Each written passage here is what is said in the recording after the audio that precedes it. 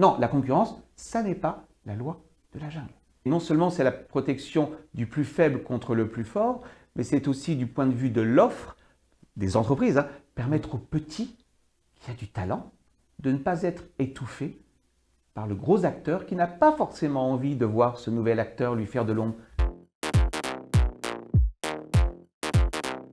Sapiens Sapiens, c'est chaque mois une conversation en toute liberté avec une personnalité du monde économique et intellectuel, un rendez-vous entre êtres humains pour se comprendre et comprendre le monde.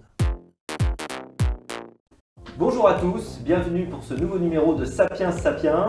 Fin du multilatéralisme, prise de conscience de l'importance, retour de la notion de souveraineté, omniprésence de l'État depuis le développement de la pandémie, État qui est revenu au centre du jeu. Est-ce que la concurrence est devenue une valeur ancienne? Est-ce que la concurrence est has-been? Que peut-on encore demander au marché? Pour parler de toutes ces questions et de quelques autres, j'ai le plaisir de recevoir Emmanuel Combe. Bonjour. Bonjour Olivier. Alors Emmanuel Combe, vous êtes ancien étudiant de l'École normale supérieure, titulaire d'une maîtrise d'histoire de Paris 1, agrégé d'économie, docteur en économie, d'ailleurs c'est plutôt dans l'autre sens, puisque vous avez aussi l'agrégation du supérieur, évidemment. Vous êtes vice-président de l'autorité de la concurrence, professeur à la Schema Business School et président de la prestigieuse Société d'économie politique.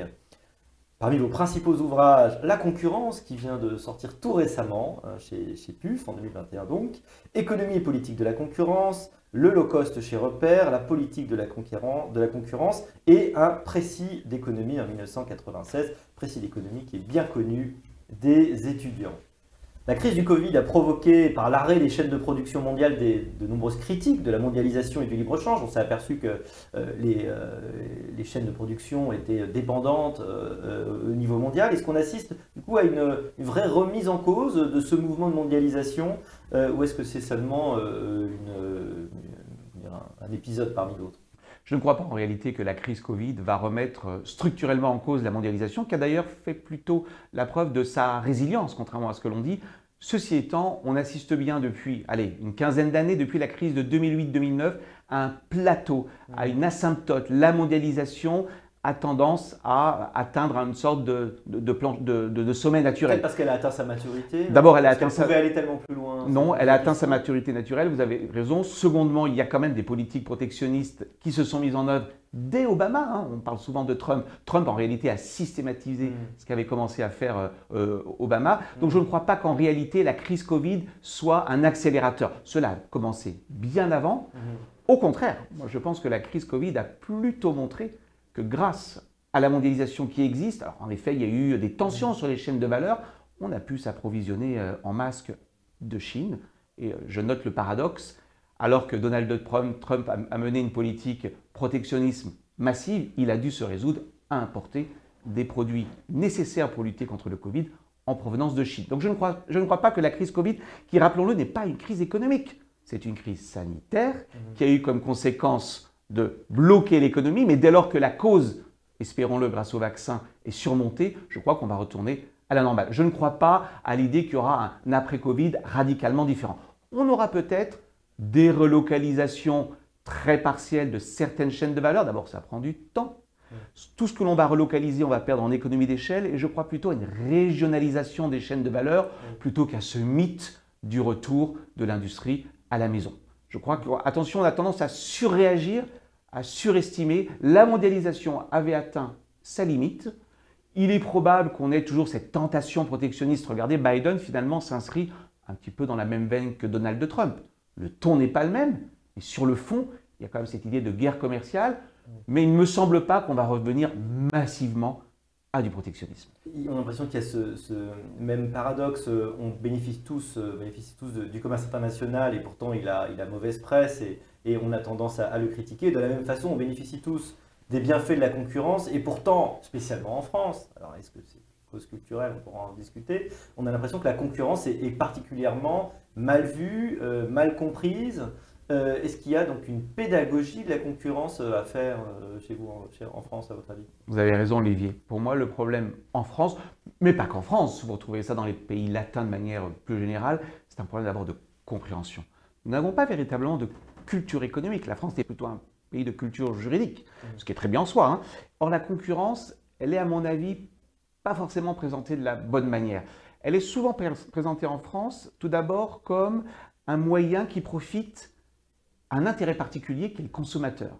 Et on a toujours droit à cette opposition entre le consommateur et le producteur. Nous y reviendrons peut-être, ce qui est, à mon sens, un non-sens. C'est un non-sens tout simplement parce que la concurrence, elle profite au client. Et le client, ce n'est pas forcément un consommateur, c'est peut-être une entreprise qui achète des produits intermédiaires. Donc déjà, cette opposition est un peu factice. Premièrement, on en fait un intérêt particulier, alors qu'en réalité, la concurrence, si on y reviendra, c'est à la fois un facteur de demande, mais aussi un facteur d'offre. Ça stimule, ça incite à innover, ça incite à donner le meilleur de soi-même. Donc je crois qu'il y a un premier problème, c'est la manière dont on l'explicite. Et puis il y a cette seconde idée en France, très répandue, la concurrence, c'est finalement le renard dans le poulailler, c'est la loi du plus fort. Mais en réalité, ce n'est pas la loi du plus fort. La concurrence, en tout cas c'est comme ça que je la conçois, ce n'est pas un ordre naturel. La concurrence est une construction sociale, c'est une institution. Donc elle repose sur des règles du jeu. Souvent on me dit, mais vous êtes pour la concurrence et en même temps vous travaillez pour une institution qui met des sanctions, c'est antinomique. C'est donc pas la loi de la jungle. Mais non, c'est la loi du plus méritant. C'est la loi de celui qui, par ses propres mérites, a réussi à conquérir le marché. J'aime bien cette métaphore sportive, hein. Vous le savez, concurrence en anglais se dit competition. Pardon, dans la compétition, le but est certes de tous partir au départ, mais enfin à l'arrivée il y a quand même, j'espère, un gagnant. La concurrence n'est pas antinomique avec le monopole. Elle n'est pas antinomique avec le fait que j'ai une part de marché plus importante que l'autre. Simplement, j'ai conquis ma position par mes mérites. Ce qui revient à dire, mettons-nous dans un monde contrefactuel, que pour moi, en concurrence, il y a un certain nombre d'actions qui ne sont pas licites. Donc je ne fais pas de distinction entre concurrence et ordre. La concurrence suppose des règles, un arbitre, appelez-le comme vous voulez, un gendarme qui sort le carton rouge lorsque cela est nécessaire. Et tant qu'on n'aura pas expliqué que la concurrence, ce n'est pas le renard dans le poulailler qui fait ce qu'il veut, en effet, on aura cette image, à mon avis, erronée. La concurrence, c'est la loi du plus fort. Non, c'est la loi de celui qui mérite le plus. Et d'ailleurs, on emploie souvent cette expression, y compris en droit, c'est assez intéressant. En droit de la concurrence, il y a un concept qui est le concept de competition on the merits, sur les mérites. Tu as des produits meilleurs que moi, tu es plus réactif, tu as innové, comment te reprocher d'être le leader du marché? Par contre, si tu es leader du marché, tu es en position dominante, il y a un certain nombre d'actions que tu dois t'interdire. Donc vous voyez, c'est très subtil à expliquer, car ce n'est pas l'action en tant que telle qui est illicite, c'est l'action compte tenu du contexte. Prenons un exemple pour être très concret. Vous décidez de faire des ventes liées, vous vendez deux produits en même temps. On voit ça tous les jours. Quand vous achetez un sandwich, on vous vend le sandwich, le beurre et le jambon. Ce n'est pas illicite, parce que vous avez le choix de la boulangerie. Par contre, quand vous êtes un opérateur dominant sur un marché A, et que vous dites au client, tu n'as pas le choix, puisque de toute façon, je suis le seul à vendre A. Si tu veux A, il faudra que tu achètes aussi mon produit B. Or, sur le marché du produit B, il y a de la concurrence. Ce comportement devient illicite. Donc, tant qu'on n'expliquera pas que la concurrence, ça marche avec des institutions qui la régulent, qui mettent des sanctions, alors on aura toujours cette image un peu d'Épinal, qui est que la concurrence, c'est finalement la loi de la jungle. Non, la concurrence, ça n'est pas la loi de la jungle. On a l'impression que c'est justement, à vous entendre, la protection des plus faibles contre les plus forts. Mais bien sûr, mais j'irai même plus loin, Olivier. Non seulement c'est la protection du plus faible contre le plus fort, mais c'est aussi du point de vue de l'offre des entreprises, permettre aux petits qui a du talent de ne pas être étouffé par le gros acteur qui n'a pas forcément envie de voir ce nouvel acteur lui faire de l'ombre. Comment est-ce que ça s'appelle en droit? Je suis un acteur dominant, je vois un petit qui arrive, je vais abuser de ma position dominante. C'est pour ça que vous voyez, pour moi, lutter contre les abus de position dominante, ce n'est pas une histoire de consumérisme, c'est permettre aux nouveaux entrants, c'est permettre à ceux qui ont du talent, c'est permettre à ceux qui n'existent pas et qui veulent croître demain d'exister. Prenons un exemple très concret. Vous lancez, je ne sais pas, une auto-école en ligne. Pour prendre un exemple très clair. Vous voyez bien que les auto-écoles en ligne, c'est assez disruptif par rapport aux auto-écoles physiques. Les deux ont leur place. Il ne s'agit pas d'opposer les deux modèles. Bien, on voit bien qu'en réalité, permettre à ce modèle d'exister, c'est permettre à des nouveaux entrants de proposer des choses différentes. Je ne dis pas que c'est mieux, je dis que c'est différent. Intéressant. La concurrence, ce n'est pas qu'une histoire de prix. Là aussi, je pense que le prisme du prix, du pouvoir d'achat, pour moi, c'est anxiogène. C'est ce qu'on voit le consommateur. Oui, mais c'est anxiogène. C'est anxiogène parce que très vite, on va vous dire « Ah, voilà, vous défendez la concurrence. vous êtes en fait l'avocat des consommateurs. Et vous oubliez qui? Vous oubliez le producteur et vous oubliez le salarié. Non, non. Car en réalité, la concurrence, c'est ce qui fait qu'une entreprise est efficace. Si elle est efficace, elle fait des gains de productivité, elle baisse ses prix et elle embauche.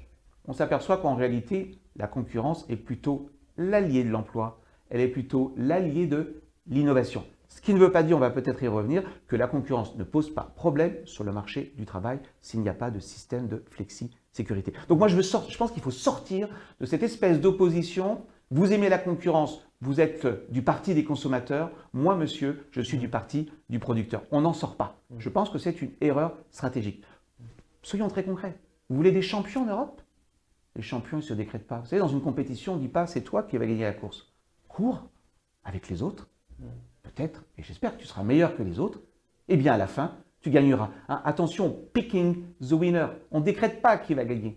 On met de la concurrence et on permet éventuellement à des petits de remporter la course. Tant qu'on n'aura pas cette vision très... J'exagère, je force un petit peu le trait, moi je dirais presque que la concurrence est une forme de démocratie économique, du point de vue des entreprises. C'est permettre à celui qui veut tenter sa chance dans le respect des règles de droit. Il est évident que si vous voulez faire concurrence aux chauffeurs de taxi, il faut avoir son permis, un minimum de probité et j'espère savoir lire un plan. Mais pardon, ce qui est anormal, ce ne sont pas les VTC en tant que tels, c'est le fait que nos chauffeurs de taxi ont dû payer si cher pour acquérir une licence. Comment justifier économiquement le fait qu'on doit payer une licence? Économiquement, c'est assez difficile à justifier. Donc vous voyez, la concurrence, pour moi, je la vois vraiment comme cette capacité, pour ceux qui n'existent pas, pour ceux qui veulent tenter leur chance, de rentrer sur le marché en respectant des règles nécessaires. Toute la question, et c'est là que la politique de concurrence devient, c'est pas que de la concurrence, c'est aussi de la politique. Toute la question, c'est où est-ce que je mets le curseur entre les bonnes règles, qui sont nécessaires, et des règles qui en réalité avantagent qui? Les insiders. On dit souvent en France, il y a trop de règles. Et pardon, trop de règles, il y a un gain pour l'insider, car l'insider maîtrise la complexité juridique. Il peut jouer avec les règles. Donc vous voyez, le sujet, ce n'est pas la concurrence, pas de règles, versus l'interventionniste des règles, c'est quelles sont les bonnes règles. Elles sont très simples. Sécurité, qualité, diplôme. Mais de grâce, ne régulons pas l'accès au marché par des règles quantitatives. Moi, je ne comprends pas la justification typiquement d'un numerus clausus. Je peux comprendre qu'on mette des règles de sécurité, heureusement. On parlait toujours des taxis, par exemple, c'est ça? Ou d'autres secteurs. Le malthusianisme en économie est difficile à justifier pour un économiste. Il y a un mot que vous avez suggéré, vous ne l'avez pas encore dit, mais c'est le mot de rente. Hein. Alors, c'est intéressant. De toute évidence, est là pour briser justement des rentes qui... Et les règles vont parfois être utilisées par les acteurs pour se protéger, pour empêcher les nouveaux entrants. Et donc, la concurrence va aussi avoir cette fonction d'essayer d'empêcher ces règles productrices de formes de monopole. En fait. Il est intéressant ce mot de rente parce qu'il illustre l'ambivalence de ce dont nous sommes en train de parler. La rente, elle n'est pas injustifiable. Quand j'ai innové, quand j'invente un produit, j'obtiens un brevet. Un brevet, c'est une rente. Parfois même une rente de monopole. Ben, bravo, vous avez inventé l'ARN messager. Bravo, vous avez droit à un monopole. C'est une rente d'innovation. On revient toujours à cette idée. Rente, c'est l'idée, est-elle justifiée par vos mérites? Puis vous avez l'autre rente dont vous parliez, Olivier, c'est la rente de rareté, mais de rareté artificielle. Je suis entré sur le marché, j'ai érigé des barrières pour empêcher les nouveaux de rentrer. Alors barrières réglementaires, mais ça peut être aussi des barrières stratégiques. Je vais avoir des comportements qui me permettent d'empêcher l'accès d'un nouveau. Exemple, je fais du boycott collectif. Je fais une entente pour boycotter un entrant. Je paye le nouvel entrant pour qu'il ne rentre pas. On a quand même vu ça dans certains secteurs. La pharmacie, pour ne pas la nommer. Éventuellement, qu'est-ce que je peux faire encore pour empêcher l'entrant? Je vais pratiquer des prix prédateurs dans le but d'empêcher qu'un nouvel entrant ne rentre. Donc, ce n'est pas seulement des barrières au sens barrière légale, ce peut être aussi des barrières stratégiques. Un bel exemple, le dénigrement. Le meilleur moyen d'être sûr qu'un concurrent ne rentre pas sur le marché, c'est dire du mal de son produit. Donc, vous voyez, le mot rente est ambivalent. C'est pour ça qu'il est très important, parce qu'on peut le lire de deux manières. Les économistes ne sont pas contre les rentes. Ils sont contre les rentes injustifiées. C'est-à-dire celles qui ne reposent pas sur des règles, objectives est proportionnée. On va toujours vous dire qu'il n'y a pas assez de qualité. Les insiders adorent la qualité. La qualité, c'est aussi un moyen de dire plus j'élève la qualité, parfois pas nécessaire, plus je bloque l'entrée de nouveaux contenus. Alors ne me faites pas dire ce que je n'ai pas dit, je ne dis pas que déréglementer, ça signifie que tout le monde, par exemple, peut exercer une profession. Il faut bien sûr un diplôme, il faut des règles de sécurité. Mais vous voyez, il y a tout un travail très fin politique qui est jusqu'où une barrière est nécessaire, justifiée, objective. Et vous avez raison, Olivier, on peut avoir parfois des insiders qui, paradoxalement, ne sont pas mécontents de voir les barrières se multiplier. Car la multiplication des barrières, c'est le meilleur moyen de préempter l'entrée. On l'entend souvent d'ailleurs, les jeunes entrepreneurs disent souvent quoi? Ce dont on souffre, c'est de l'instabilité réglementaire et de la multiplicité des règles. On ne sait pas finalement quelles règles s'appliquent. L'insider a l'habitude, il est sur le marché, il connaît les règles. Vous voyez, c'est vraiment un sujet important que cette notion de règle, c'est même capital. La notion que vous évoquez est capitale parce qu'on peut la voir de manière ambivalente. Donc, ne disons pas que la rente est nécessairement justifiable. La rente d'innovation, quelle que soit la forme d'innovation, hein. J'ai pris l'exemple de ARN messager, mais ça peut être une rente d'innovation au sens schumpeterien du terme. J'ai une meilleure qualité de service, je souris quand je vends mon produit, je suis plus sympathique, peu importe. Donc une rente n'est pas nécessairement justifiée. D'accord. Alors vous faites l'avocat très très éloquent de la concurrence. Alors qu'en est-il du rapport de la concurrence et de la puissance publique? On sait qu'en France, quand on évoque l'idée de concurrence avec l'État quelque part, tout de suite il y a des réactions épidermiques, ça procède aussi de cette image finalement assez négative qu'on a en France d'une concurrence qui serait, vous êtes déjà opposé contre ça, hein, à travers ce que vous venez de dire, hein, mais le moins-disant social, qui serait en fait une forme d'égoïsme au service de quelques acteurs contre d'autres. Donc vous avez montré qu'il y a en réalité une convergence des intérêts. Alors pourquoi on a une image si négative de la concurrence? Alors, je pense que sur les sujets typiquement de service public, il y a un attachement des Français au service public. Il y a à nouveau cette opposition un peu, je dirais, symbolique. Oui, mais tout ça, c'est dans l'inconscient des Français. Mais artificielle, en tout cas. Mais artificielle qui consiste à opposer service public et concurrence. Prenons un exemple très clair. La concurrence est un moyen, ce n'est pas une idéologie. Prenons un exemple très concret.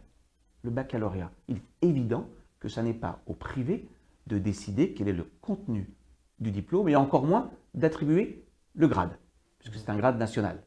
Donc la finalité, c'est bien l'État, heureusement, qui fixe les programmes.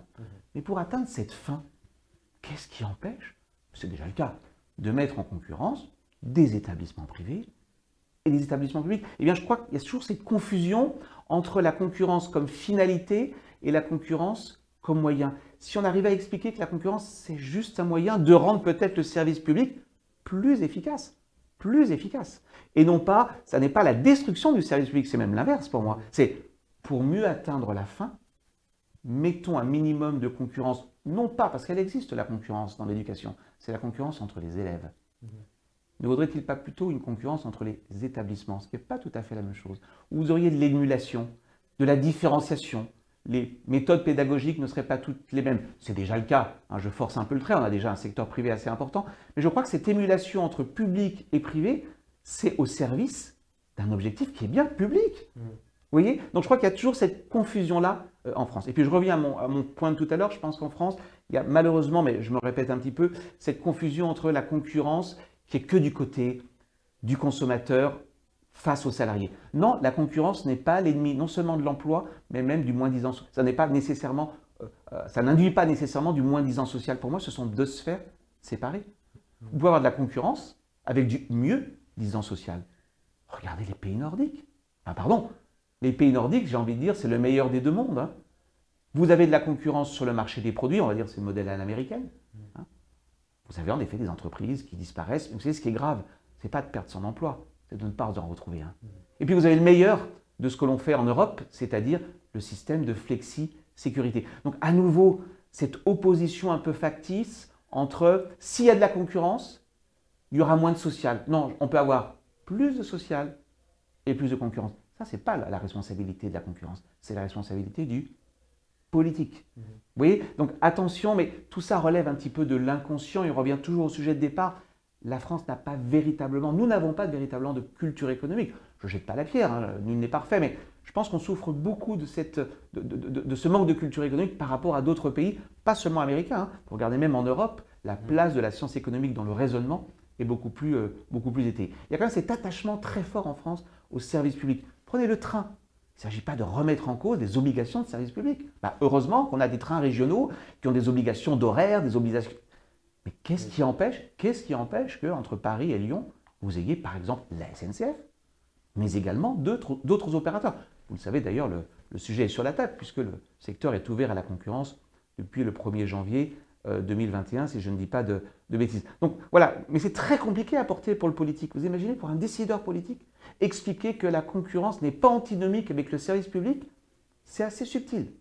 Sans compter que pour un décideur politique, porter la concurrence, c'est vraiment de l'éthique de conviction. Puisque finalement, vous allez rendre service à ceux qui n'existent pas, ceux qui ne sont pas encore là, puisqu'ils ne sont pas rentrés sur le marché. Et vous allez en réalité vous mettre à dos ceux qui sont déjà. Oui. Rationnellement, si vous êtes un homme politique rationnel, et comment ne le serait-on pas, vous avez un biais. D'où la politique dévoyée, c'est bien le capitalisme de connivence, l'édification de rentes indues. Exactement. Moi, je crois beaucoup à cette opposition entre le capitalisme concurrentiel, qui est un capitalisme démocratique, et le capitalisme de connivence. Mais oui, c'est important cette idée que pour le politique, c'est pas forcément rentable de mener des politiques pour concurrentielles. Est-ce que ça veut dire pour autant que ça n'existe jamais? Moi, je suis surpris. On dit souvent la France est un pays qui n'aime pas la concurrence. Dont acte, Olivier. Moi, je constate quand même que depuis 2001, depuis 20 ans, il y a eu des belles réformes concurrentielles. Et ce qui est assez intéressant pour moi... Et la concurrence. Et la création de l'autorité de la concurrence. Mais ce qui est assez incroyable, c'est que ces réformes, on a l'impression qu'elles surgissent très rapidement. Et ensuite, on repart dans une sorte de mouvement. Regardons ce qui s'est passé. Loi sur la nouvelle régulation économique, 2001, sous Jospin. Grand moment de concurrence sous Sarkozy avec Luc Châtel et Christine Lagarde. La loi LME, la portabilité du numéro de téléphone portable. Grande réforme concurrentielle. Pas facile à obtenir. Parce que exactement. 2012, troisième truc incroyable. L'entrée d'un quatrième opérateur dans la téléphonie mobile, dont Arnaud Montebourg avait dit c'est la plus grande décision en faveur des consommateurs qu'a pris Nicolas Sarkozy. C'est assez amusant. Gagner le plus de pouvoir d'achat aux consommateurs. Vous remarquerez que la droite n'a jamais osé défendre cette mesure-là. C'est une mesure qu'elle a fait en catimini sans jamais le revendiquer. Il y a un peu une honte de mener des réformes pro-concurrentielles. Et puis il y a eu le moment Emmanuel Macron en 2015 avec la loi du 4 août, notamment les bus Macron, la réforme des notaires. Il y a quand même en France des moments, mais ce sont toujours des moments isolés. Parce que je pense que politiquement, c'est très compliqué. C'est très compliqué. Regardez, la réforme des notaires, ça a été un combat. On a peut-être oublié le combat qu'a mené en l'espèce Emmanuel Macron en 2015 pour faire passer sa réforme. Donc, défendre la concurrence pour un politique, c'est quand même pas très rentable. C'est s'exposer à beaucoup de coûts, COUP, pour un gain finalement assez limité. Et néanmoins, on n'a pas encore parlé ensemble, moi je reste convaincu que la concurrence, c'est un ingrédient de croissance. Je ne dis pas que c'est l'alpha et l'oméga. Je ne suis pas prostré devant la concurrence telle une idéologie. Mais un monde de croissance sans concurrence, très honnêtement, j'en connais pas. Alors justement, on va en parler, mais effectivement, vous mettez le doigt sur le fait qu'en France, on confond beaucoup fonction publique et service public. On a l'impression qu'un service public ne peut être fait que par la fonction publique. On oublie qu'il y a énormément d'associations et d'entreprises privées qui ont des délégations et qui font des choses qui sont utiles au public. Effectivement, ça fait probablement partie de notre formation économique. On vient d'avoir, avec le vaccin, la démonstration éclatante du lien entre concurrence et innovation. Et justement, tout le débat autour de la levée du brevet qui paraîtrait justifié et tellement généreux, est-ce que ça n'illustre pas cette hiatus entre les bienfaits réels de la concurrence et la façon dont, dès qu'on peut en casser le mécanisme, on a envie de s'y mettre? Alors vous avez complètement raison, Olivier. On revient à votre histoire de rente de tout à l'heure. Qu'est-ce que c'est que le brevet? C'est bien la récompense. Donc celui qui cherche, il est rationnel, il n'est pas altruiste. Il cherche parce qu'il anticipe une rente temporaire tout à fait justifiée. En l'espèce, j'ai cherché un vaccin. Il y a eu de la concurrence sur le vaccin. Je vous rappelle qu'aux États-Unis, on oublie trop de le dire, Donald Trump a fait une grande chose, il a mis 10 milliards de dollars sur la table, mais il n'a pas dit que toi, tu vas trouver le vaccin. Il a donné de l'argent à 7 laboratoires. Donc une concurrence acharnée. À la fin, vous avez votre monopole temporaire. C'est un peu délicat de vous dire, une fois que vous avez gagné la course, finalement, on t'enlève la médaille. Attention à l'effet désincitatif que vous envoyez sur les innovations futures. Donc premièrement, on ne peut pas vouloir la concurrence et contester son résultat. C'est comme si vous disiez à un coureur, cours, mais si tu gagnes la course ou si tu vas trop vite, mais écoute, je t'enlèverai ton trophée. Non, le résultat de la concurrence, c'est le monopole. Revenons à notre histoire de rente, c'est la rente d'innovation. L'enlever, c'est courir le risque pour des médicaments futurs, pour des thérapies futures, notamment en matière de cancer. Les entreprises se disent, attends, soit j'invente quelque chose d'extraordinaire et on va me l'enlever, mais quelle est mon incitation à le faire? Soit alors je vais faire des innovations incrémentales, je vais améliorer le médicament. Qui plus est, j'insiste beaucoup sur un point, enlever un brevet, pour moi, ça n'est pas injustifiable. Dans des cas très particuliers, moi, je suis très favorable à ce qu'on appelle les accords TRIPS de l'OMC qui disent en cas d'urgence sanitaire, on peut lever un brevet. Ça a été fait d'ailleurs en 2000, je crois, en Afrique du Sud, menace de l'Afrique du Sud, à propos des trithérapies en matière de sida. Le mécanisme existe. Mais quel était le problème? Le problème, c'était des prix trop élevés. Le problème aujourd'hui avec le vaccin Covid, c'est pas que les prix sont excessifs, c'est qu'il n'y en a pas assez. On va le dire autrement. Entre 6 euros et 40 euros. On va le dire autrement. Levez les brevets. Vous n'aurez toujours pas plus de vaccins. Votre problème n'est pas le prix. Votre problème est la quantité. Alors, on va dire, qu'est-ce que je propose? Qu'est-ce que les économistes proposent? Je n'ai pas d'opinion personnelle arrêtée sur la question, mais je crois que c'est toujours intéressant d'écouter les prix Nobel. Michael Kremer nous dit, donc prix Nobel d'économie 2020, nous n'avons pas accès de vaccins. L'enjeu, ce n'est pas d'enlever les brevets, c'est de financer des capacités de production supplémentaires. Alors, vous dire, mais pourquoi le privé ne le fait pas? Là, on voit bien ce que c'est qu'une défaillance de marché. Il n'a pas forcément une incitation à le faire. Et donc, c'est le rôle des États. Augmentons les capacités de production, finançons-les, mais ne remettons pas en cause le brevet. Sinon, vous risquez d'avoir un effet à long terme complètement désincitatif. On trouve cette idée que l'État doit fixer les finalités et qu'après, il doit peut-être orchestrer la façon dont les moyens… C'est très important ce que vous dites, Olivier. Prenez la politique industrielle. Moi, je suis un fervent partisan de la politique industrielle. Mais je ne pense pas qu'elle s'oppose à la concurrence. Une bonne politique industrielle, c'est une politique qui met de la concurrence pour atteindre l'objectif. Soyons très concrets.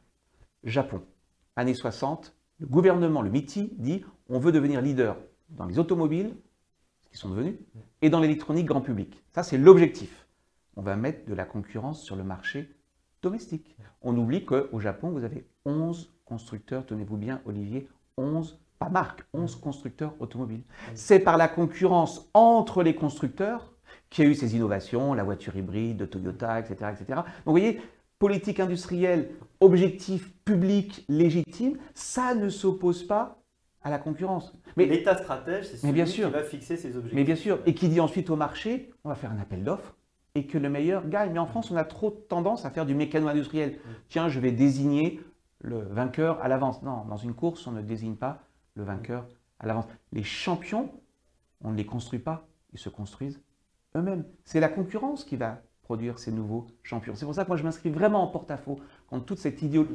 J'emploie un terme peut-être un peu excessif, idéologique, que j'entends, mais à longueur de journée. L'Europe se tire une balle dans le pied. L'Europe est l'idiot du village mondial parce que nous avons une politique de concurrence et les autres ne l'ont pas. Mais attendez, on ne fait pas une politique de concurrence pour se faire mal. C'est parce que c'est bon pour nous.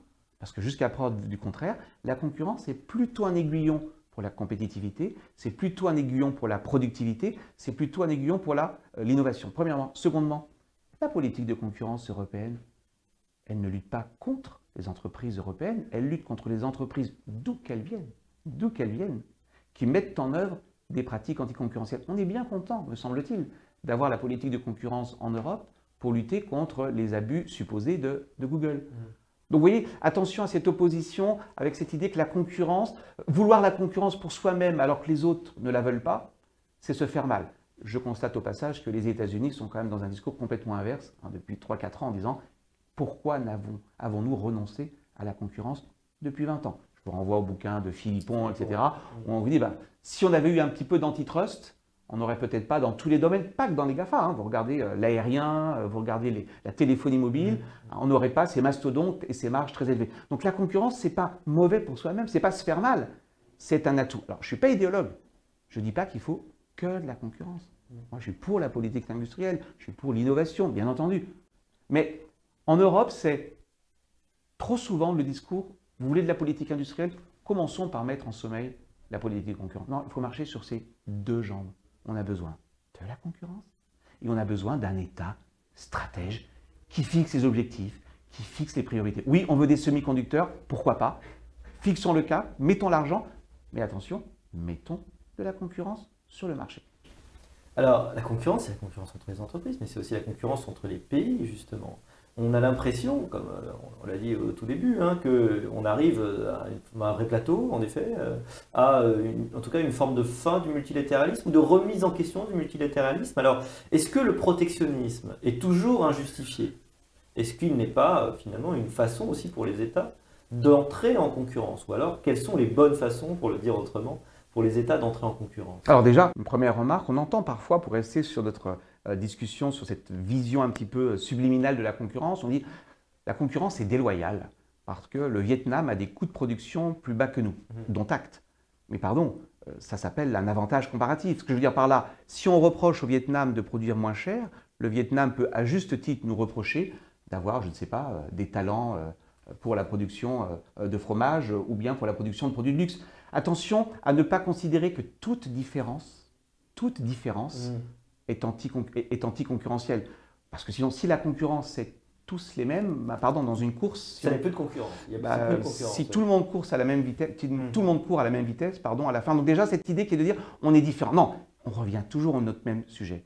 Il y a des différences légitimes et des différences illégitimes. Si en effet, j'importe des produits du Vietnam parce que des enfants travaillent et que le Vietnam ne respecte pas un minimum de droits du travail, alors oui, c'est de la concurrence déloyale.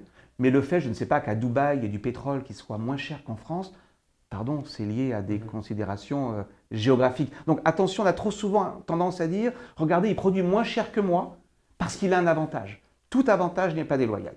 Venons-en maintenant à l'idée que la concurrence internationale puisse être parfois déloyale.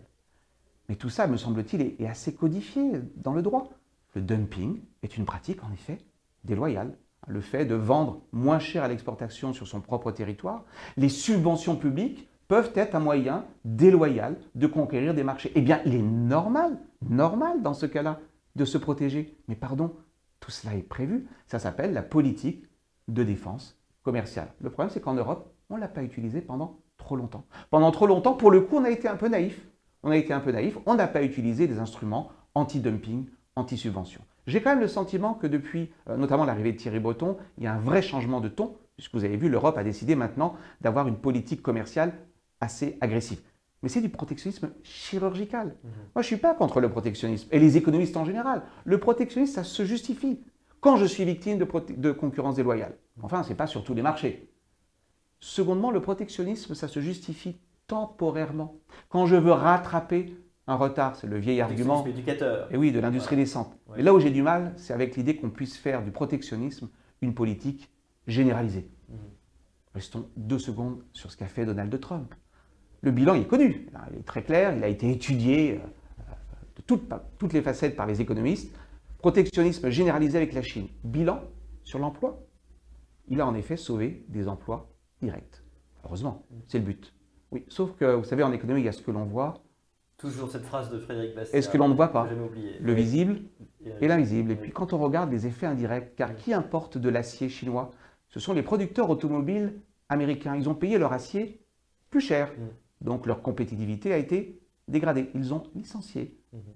Et puis, si vous payez plus cher et que vous êtes un consommateur parce que vous payez plus cher certains produits, vous allez consommer moins d'autres produits. Bilan global. Ce ne sont pas des excités ultralibéraux, hein. C'est une étude de la Réserve fédérale. Bilan global sur l'emploi de la politique protectionnisme de Trump, diminution de l'emploi. Le protectionnisme détruit l'emploi. C'est très compliqué à expliquer ça. Parce que spontanément, on a tous cette idée en tête qui est si je me protège, je vais produire moi-même. Si je produis moi-même, je vais sauvegarder des emplois. Attention, l'économie, c'est l'art des effets indirects. C'est l'art des effets invisible. Donc moi, si vous voulez, je ne suis pas l'idéologue du libre-échange. Je dis simplement quand j'entends qu'on va s'en sortir par un protectionnisme généralisé, ce que proposent certains candidats, notamment en France, je pense qu'on va dans le mur. Qui plus est, vous le savez mieux que moi, Olivier, le protectionnisme, c'est un jeu non coopératif. Vous imaginez si l'Europe se protège avec la Chine, attendez, la Chine dira, écoutez, vous êtes très sympathique, je vais faire exactement la même chose. Et à la fin, vous avez que des perdants.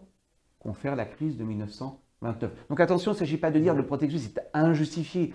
Il se justifie de manière très, très ponctuelle, en guise, en effet, de lutte contre la concurrence déloyale. Mais il y a des règles de l'OMC.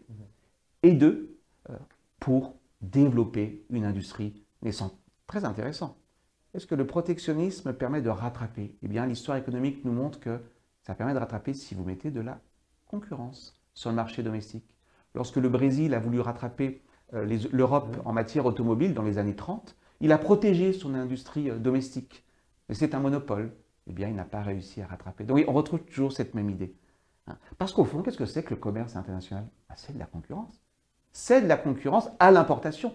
Et des travaux très intéressants, notamment de Philippe Aghion, qui montrent bien que les importations, c'est aussi une incitation à être plus efficace. Mais on ne s'en rend pas forcément compte. Alors, on ne se rend pas forcément compte du gain, notamment en termes de pouvoir d'achat, qu'entraîne l'ouverture au libre-échange. Je renvoie aux travaux de Xavier Jaravel, qui a chiffré cela sur les États-Unis. C'est assez éloquent. Hein.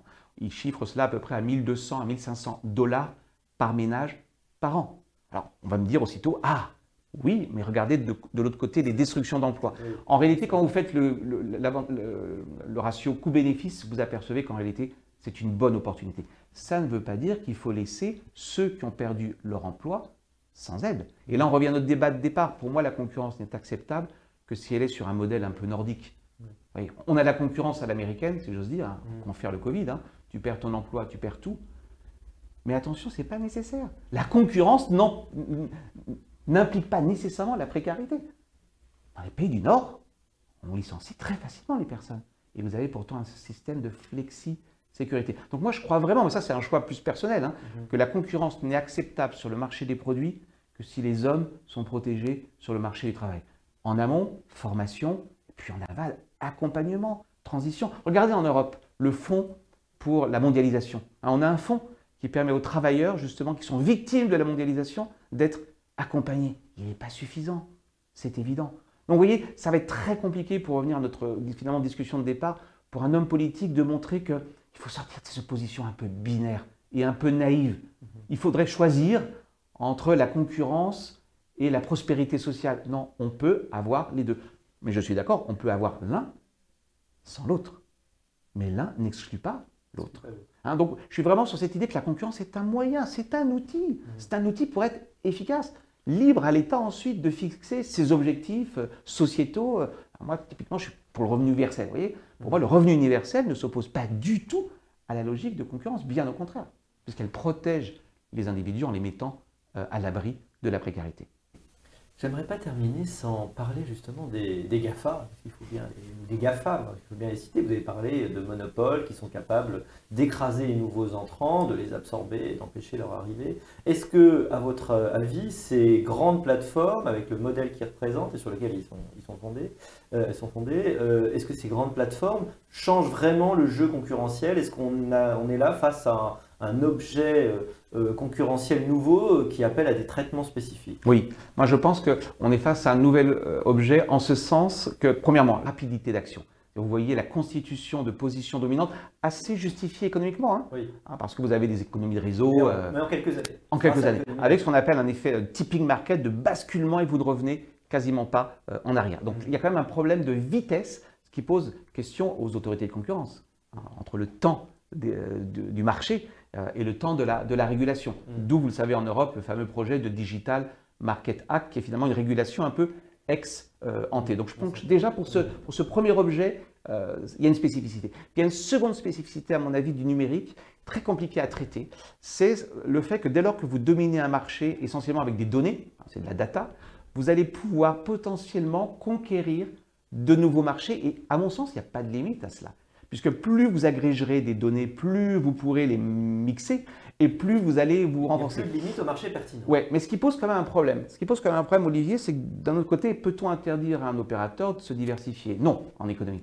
Et en même temps, vous voyez, que les synergies sont réelles. Exactement. Ouais. Et en même temps, on voit bien que potentiellement, Amazon pourrait être présent dans tous les secteurs. Ce qu'elle est en train d'ailleurs de faire. Hein. Donc c'est vraiment un objet, pour moi, qui est assez nouveau. Et quelle va être finalement la bonne manière de le traiter? De toute façon, c'est un univers de duopole, de monopole. C'est est-ce que le marché reste toujours ouvert, contestable. Donc en fait, c'est toute la question de la portabilité, voilà. Portabilité des données, interopérabilité, éviter qu'on devienne sur des écosystèmes fermés. Vous avez choisi mon système d'exploitation, vous l'avez bien choisi, hein, je n'étais pas le seul. Donc ex ante, vous aviez le choix, mais maintenant que vous êtes dans mon univers, c'est moi qui vais devenir l'arbitre privé. Il y a plein de façons, vous savez, de faire des barrières à l'entrée, à l'entrée de nouveaux acteurs et à la sortie des clients. Mais ça, c'est le rôle 1 de la politique de concurrence et pas seulement de la politique de concurrence. C'est pour ça que moi je crois beaucoup que le Digital Market Act, ce n'est pas un substitut de la politique de concurrence. C'est un complément. Il faut réguler les gatekeepers en leur disant il y a des choses que vous ne devez pas faire.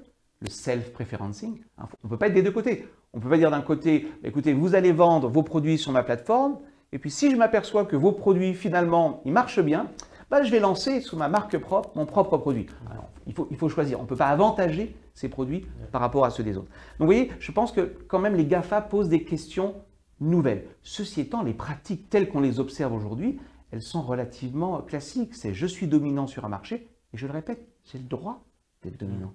Personne ne reproche à Google d'être dominant sur le moteur de recherche. Pour autant, avec cette dominance, c'est ce que je ne mets pas en place un certain nombre de pratiques abusives. Alors ça peut être des abus d'éviction, je vais essayer d'empêcher les nouveaux concurrents de rentrer, ou bien des abus d'exploitation. Je vais avoir des règles du jeu qui ne sont pas toujours très claires, je vais référencer, déréférencer. Donc cette idée que je me transforme un petit peu en acteur privé de mon propre écosystème. Donc oui, pour répondre clairement à votre question, je pense que les GAFAM posent des problèmes spécifiques, ce qui ne veut pas dire qu'on ne peut pas les traiter par la politique de concurrence. Ça veut simplement dire que la politique de concurrence ne peut pas tout traiter.